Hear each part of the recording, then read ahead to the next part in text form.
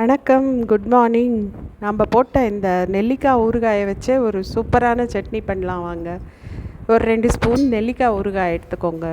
அதுக்கப்புறம் ஃப்ரெஷ்ஷான கருவேப்பிலை கிடச்சிதுன்னா அதை எடுத்து நல்லா உருவி போட்டுக்கோங்க. கருவேப்பிலை உடம்புக்கு அவ்வளோ நல்லது. ஸ்கின்னுக்கு நல்லது, ஹேர் க்ரோத்துக்கு நல்லது, விட்டமின் சி, அயர்ன். இந்த நெல்லிக்காய் கருவேப்பிலை ரெண்டுலேயும் அவ்வளோ நிறையா இருக்குங்க.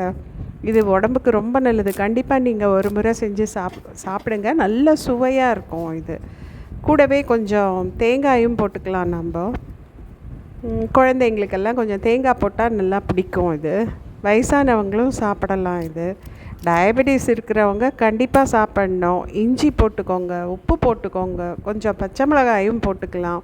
வேணும்னா பெருங்காயம் கூட கொஞ்சம் போட்டுக்கோங்க. இது தாளித்து கொட்ட வேண்டாம், அப்படியே சாப்பிட்லாம். ரொம்ப சுவையாக இருக்கும்.